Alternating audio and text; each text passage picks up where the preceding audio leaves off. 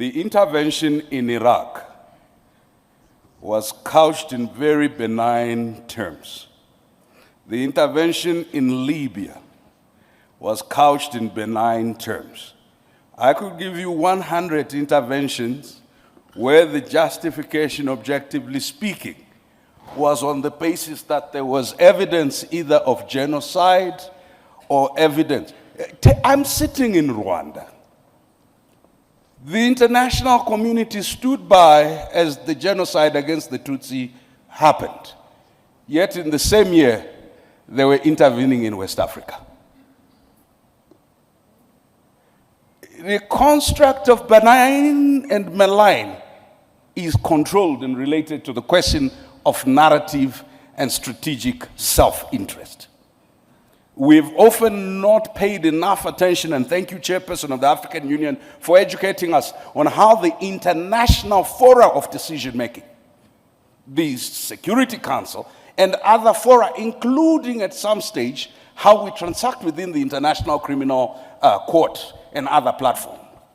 That evidence, and that was my point, we don't control data, we don't control digital platforms, we therefore are not controlling narrative in both analog and digital forms. What can practically be done?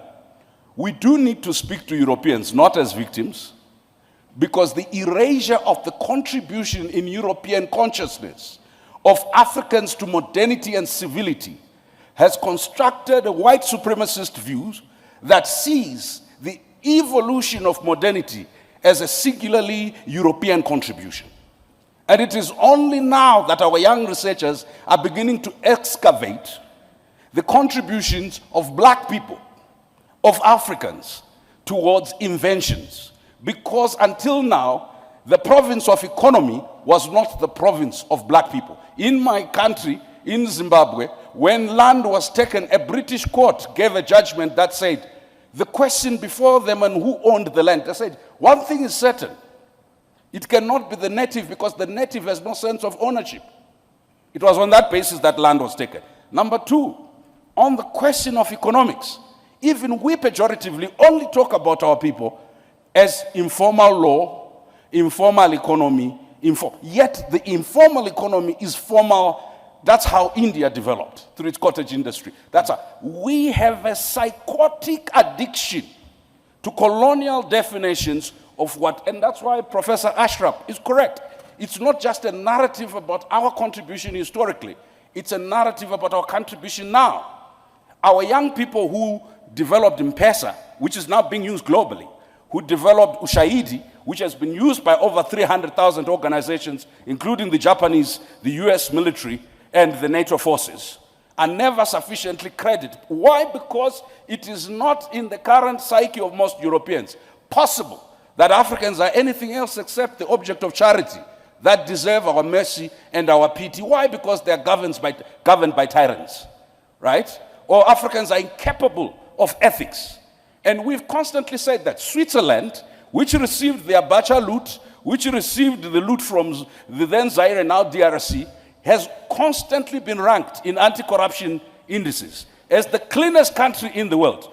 PLO and I are lawyers. The receipt of stolen property is theft at law. How is it that you will have Nigeria and Kenya ranked so far, and yet the country that receives the money ranked so up? I think that if you're changing narrative, you also have to change behavior. Our African leaders and citizens constantly confirm the European caricature, an object of pity. When we come into these spaces, we can never transact revolution in courtesy. I like to be civil, to be courteous, right? But each time I start pointing to atrocities committed by African governments, the Europeans and the Americans cheer me up. Each time I refer to the historical atrocities and continuing atrocities committed first by governments and by companies that are dumping cyanide into our underground water and nuclear waste, right? You know what it is said? This is retrogressive. It's undermining investment. It's listen, we cannot win the narrative battle by arguing in pockets. They are happy us talking about our localized, indigenized oppression. They are never happy us talking about the question of distribution and redistribution of the global economy, of global power. And what Nkrumah and others realized in 1963 at the founding conference, if Africa is not represented, if Africa does not own its narrative, but you can't own your narrative if your leadership is totally disconnected from its people. You can't own your narrative if your intellectuals are totally disconnected. We have underinvested in rural areas and slums where the majority of our people are. In fact, we treat them as security threats and they are over-policed. Number two, we have underinvested in our academic and research institutions. We'd rather bring McKinsey and bring Deloitte and Touch. They will help us do AU reform. Why? Because there are no African consultancies that we know. Even if they exist, we have no relationship with them to help us with AU reforms, with anything else. And this is not a pronouncement on McKinsey or Deloitte. It's a pronouncement on ourselves. We have not, as a leadership, begun to recognize that the native is capable of knowledge. The native is capable of economy. The native is capable of invention. You can't change the narrative if the starting premise is we're trying to be like Europe and to catch up.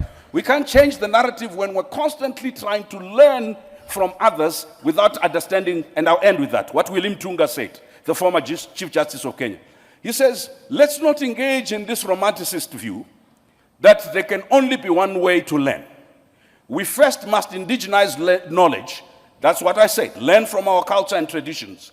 Number two, we must diversify who we learn from. We can not only learn from the West. We need to learn from everybody who has something to teach. Number three, we must domesticate what we learn. If we're going to learn anything, let's domesticate. I think the chairperson and the minister said it's consciousness. Narrative is first and foremost by realizing self-worth, self-belief, and looking inward so that when you look outward, it is to supplement not a vacuous state of nothingness and inferiority, but it is to supplement a very stable, solid foundation where your culture, where your values, where your value for people is important.